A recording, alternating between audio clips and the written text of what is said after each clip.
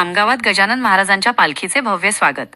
1,51,111 मोदकांचा महानैवेद्य श्री संत गजानन महाराज यांची पालखी पंढरपूरची पायीवारी पूर्ण करून पुन्हा शेगावच्या दिशेने मार्गक्रमण करत आहे। उद्या ऑगस्ट 19 रोजी ही पालखी शेगावात दाखल होत असून खामगावमध्ये आज पालखीचा अंतिम मुक्काम असणार आहे।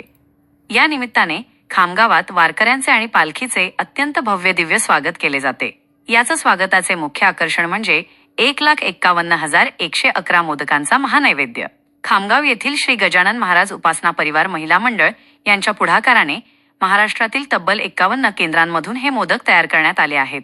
मागील 4 वर्षांपासून अविरतपणे सुरू असलेल्या या अनोख्या उपक्रमामुळे संपूर्ण राज्यातील गजानन भक्त एका आध्यात्मिक धाग्यात बांधले गेले आहेत। खामगाव शहरातील आदर्शनगर येथील महिला मंडळाने सुरू केलेला हा उपक्रम आता राज्यभरात विस्तारला आहे।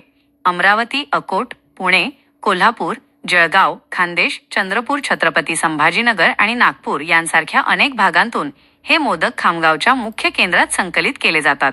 पालखीचे आगमन झाल्यानंतर हा महानैवेद्य श्रींच्या चरणी अर्पण करून भाविक आणि वारकऱ्यांना महाप्रसाद म्हणून वितरित केला जाईल। राज्याच्या कानाकोपऱ्यातून आलेल्या 51 केंद्रांच्या या महाप्रसादातून गजानन भक्तांची अफाट श्रद्धा आणि एकता दिसून येत आहे।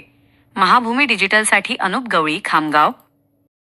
आम्ही शेगावच्या इतक्या जवळ राहतो आपण, तर आपणही बाबांची सेवा केली पाहिजे। जी पंढरपूर वारी येते शेगाव खामगावला मुक्कामी, तर त्या संकल्पनेतून आम्ही बीसीचा जो ग्रुप आहे आमचा महिला मंडळ, आम्ही सगळ्यांनी ठरवलं की आपणही सेवा करायची। मग पहिल्या वर्षी आम्ही 51,000चा केला संकल्प, तोही पूर्ण करून घेतला बाबांनी आमचा। दुसऱ्या वर्षी 71चा केला, तोही पूर्ण करून घेतला।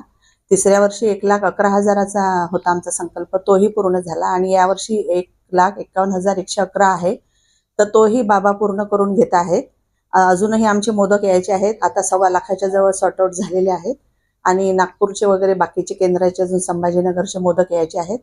तर ते 1,51च्या वर आकडा हा जातोच, बाबा करूनच घेतात तो।